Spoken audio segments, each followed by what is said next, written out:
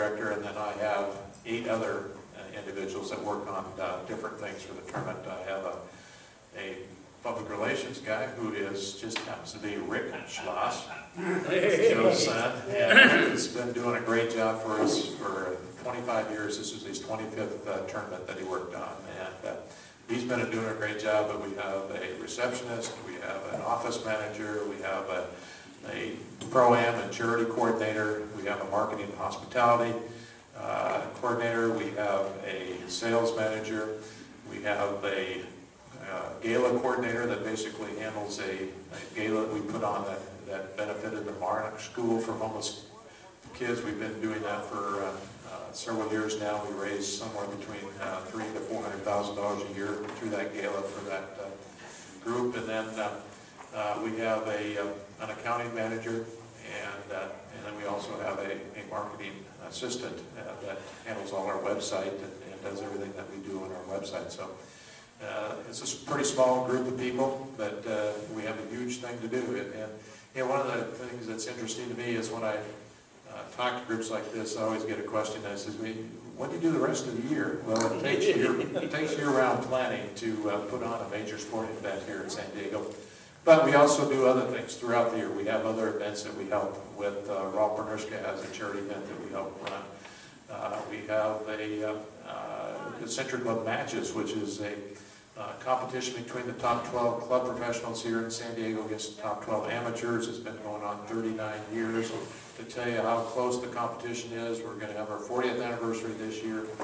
The matches are 19, 19, and 1. And so you can't get it any better than that. And so, in fact, I'd be kind of ashamed to break that tie this year, but that's okay. Then we do a little benefit for the Boys and Girls Club. They have a charity event on the Sunday, final day of our round on the North Course. We put on a military appreciation luncheon where we have somewhere around 450 people attend that. And we raise somewhere between $80,000 to $100,000 a year for military charities. We have a hole-in-one contest for the Boys and Girls Club. We do some things for junior golf. We put on a pro-am for junior golf that Charlie Hoffman basically puts his name to it. We raise somewhere around $100,000 a year through that little event too as well. So we do a lot of different things throughout the year that keep us busy, and we have monthly Century Club meetings. We have every other month we have a golf outing associated with our general meetings, and so we do have a lot of different things that we're doing throughout the year, but our main focus each year is planning and organizing and getting ready for the next year's PGA Tour event at Torrey Pines. Of course, we have to do things like normal groups. We are a nonprofit, but we have a fairly large budget. I don't know, anybody want to guess what our budget is? Yes. $14 million. That's our budget. And basically, we and about $6 million of that goes to the purse, and then we all through all the other activities that we raise. Basically, we essentially bring in money, take out money, and whatever our overflow from income to expenses we give to charity. Over the years that the Century Club's been involved with the tournament, we've generated over $20 million in charitable contributions to San Diego. We started off pretty small back in the old years where we generate $10,000, $15,000 that we gave to junior golf every year. To where we built it up, the most we gave was about 3 years ago when we gave $2.7 million to charity in 1 year. Because the economy, that's gone back to 2.2 last year, and then probably somewhere around 1.6 this year, but it's still a substantial amount of dollars that we're raising for charity here in San Diego. So that's one of the things that we're very, very proud of. We basically put together, and we're already starting our marketing program for this next year's tournament. Like I said earlier, we're going to gear it around the anniversaries this coming year. We're going to do the 60th year here of San Diego, and as far as the tour is concerned, 50th the Century Club, and the 45th the Torrey Pines. So we're already starting to do that because we start our selling essentially around the 1st of May. And that's what we need. We need to get out there in the community and start selling it so that we can basically have funds in basically place so that we can put the tournament on and start looking at how much we're going to generate to charity at the end of the year. it's a really a major event, because if you look at all the things that you have to put together a puzzle. Now, when I was at the Rancho Marrow Inn and JC Resorts, we used to run tournaments all the time. We'd run probably 150 to 200 tournaments every year. But most of them would be a one-day deal. It'd be maybe from 50 to 150 players. You know, and we had a celebrity tournament that we ran, which was 2 days. But those are just kind of like a pea in the pod, basically, compared to what we have to do for the PGA Tour event.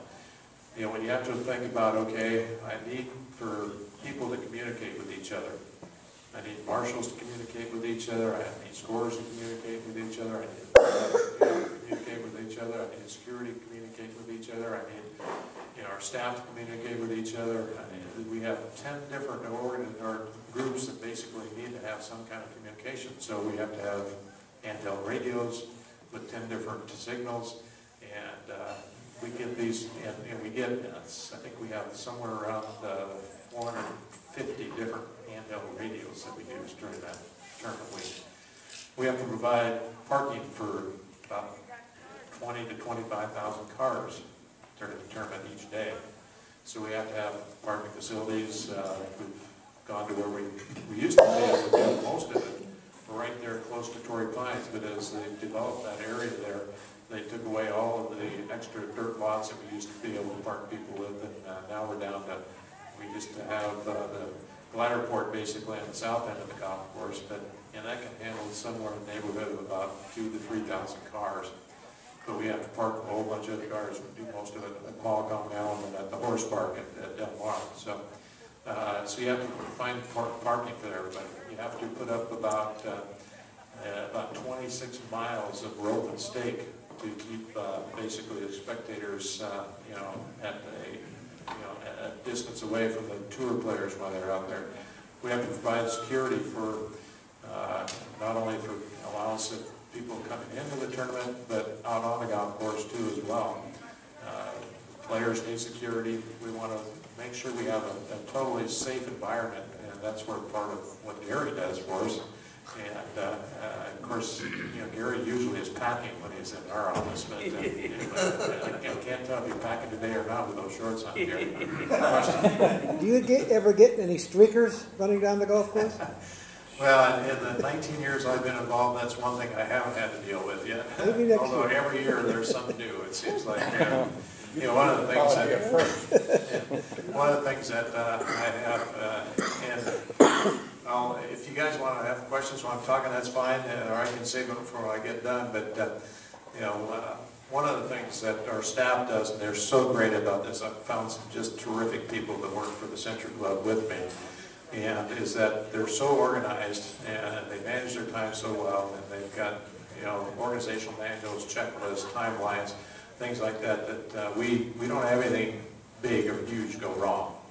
We have little things, but nothing that is glaring, So that's one of the things that we need to do each year with our staff, is to make sure that there's no big glitches or anything like that. Question? Did you ever get involved with global golf? When I was at JC Resorts, we utilized the Oaks North Golf Course for some glow ball tournaments. We had. I played in one at Rancho Bernardo. That's the reason I asked you. Yeah. Actually, we were on. I organized after a pro-am, what we had hoped was going to be a Guinness Book of World Record for the fastest 18 holes of golf with the glow balls at night. Yeah. And we played 18 holes in 9 minutes and 18 seconds with the glow ball going from the first tee down to somebody in the fairway and then onto the green, and the next tee, then they throw it to the next tee, and they went, and we did it in 9 minutes and 18 seconds. And so we sent that to the Guinness Book of World Records, and they said, well, we don't basically determine whether it's day or night on the record, and so you don't have the record essentially. So there's a question back there. 2 questions. Uh-oh, 2 questions. Does he get fined for that? I understand that you may not be giving the open they don't foresee it coming back to San Diego. And the second question is, why do you pay so much money to a guy